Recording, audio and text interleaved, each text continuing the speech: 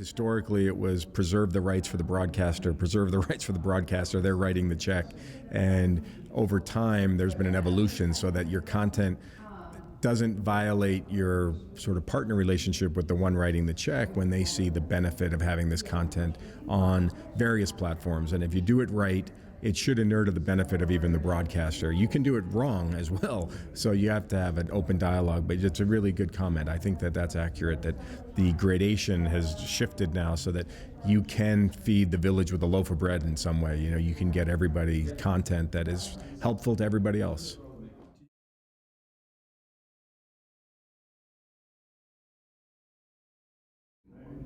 Well, I think right now we have done a very good job of getting our content on the platform for the right audience, but we're investing more energy, more dollars, frankly, into producing even more content.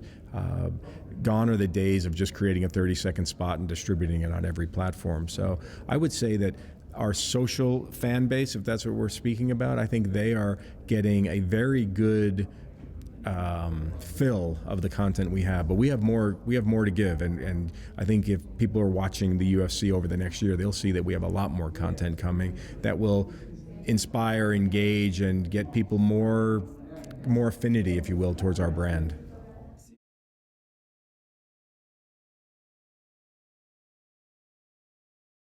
Look, the longest form content we have is the live event. You know, the pay-per-views are 3 hours or 4 hours. The prelims are 2 or 3 hours. The early prelims are an hour. So we segment our content. So already with the announcement of Twitter and the NFL, you can get live NFL games now through Twitter. So the gradations, I guess, starts there and then it works its way down. But for us, when you look even at, I think recently, Instagram has moved from 15 seconds of video now to a minute of video.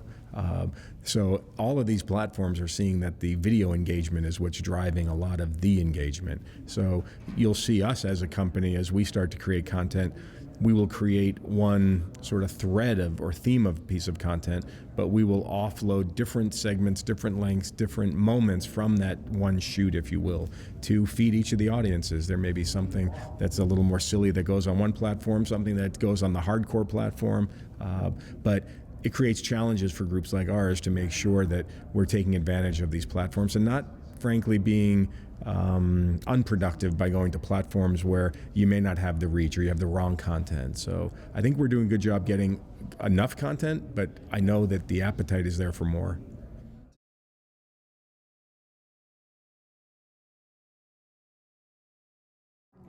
Yeah, we're pretty good at continually auditing what we're doing, where we're spending money, what the impact has been for our content. And you're right, you can get easily distracted by, there was a great commercial that one of the brands had out there, about, I can't remember the name of the product now, but a group getting so excited about this new social platform and then it just collapsing in a day. So there are definitely the stalwarts out there that have, well, there's the Facebook, the YouTubes, the Instagrams.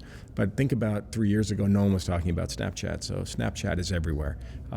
These will continue to come our way, and we as a company have to be ready to embrace those and try to be on the cutting edge. We as a company have always been very open-minded because we don't have all the legacy issues and frankly the legacy deals that some of the more traditional sports have. So we can be very nimble in taking advantage of all these platforms.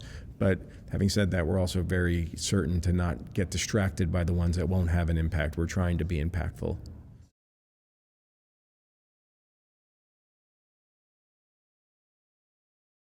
You're always on your toes. Every time you think that you've got a rhythm to the business, you see somebody do something on a platform and you think, oh man, I wish I had have thought of that. And so you're constantly meeting with your team to ideate over ways that you can get more aggressive. And unfortunately, there's so much bandwidth the team has, only so much time. So you have to really be picky and choosy about what you do. But the inspiration is all around you. If you get on these platforms and you see whether it's a brand or a fan or just any consumer out there and you see what they're doing, it inspires you. So if you're not in the space, you will get left behind, and we're proud to be in the space.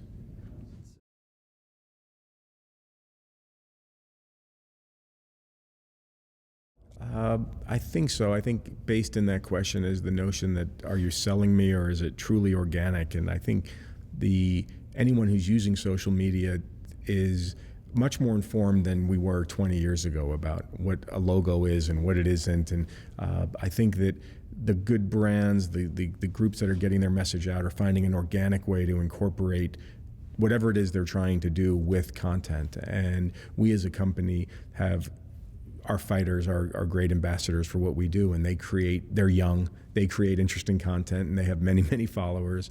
And our brand tries to embody what our fighters have in terms of its youth and its connection. So we're constantly trying to create that organic content that will inspire the fans to continue to be fans, frankly.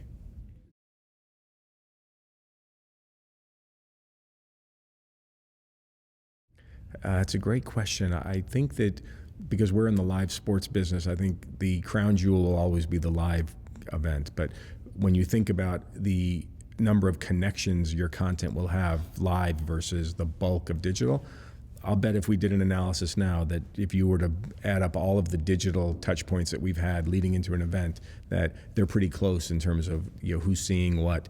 And being an international product the way we are, with 180 countries who see the UFC and 26 languages live, and if you see the data points that we see, what's happening in some of these international markets, it's shocking. The US is no longer the main driver of our digital reach. It was many years ago, maybe 3 or 4 years ago, our digital reach on our web and mobile sites went international. So the international drives a higher percentage of business than the US. 5 years ago, that wasn't the case.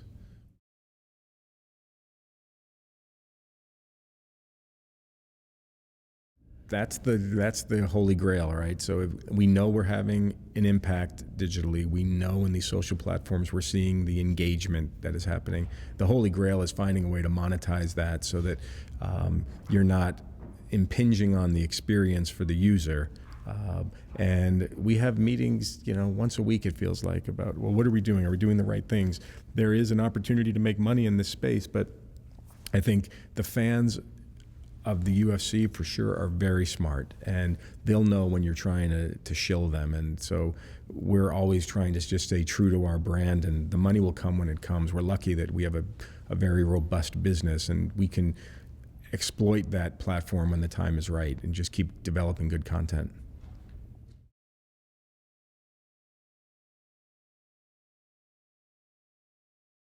We rely on very good people in the company who help us make decisions on where the best use of our assets is and are. So when we look at the new platforms, if we think there's an opportunity to do something unique, whether it's cutting edge or whether because we think we can get a big impact, we'll be there. But we can't be everything to everyone in some ways. But we're pretty good about having our finger on the pulse so that we can be in a position to react when the time's right.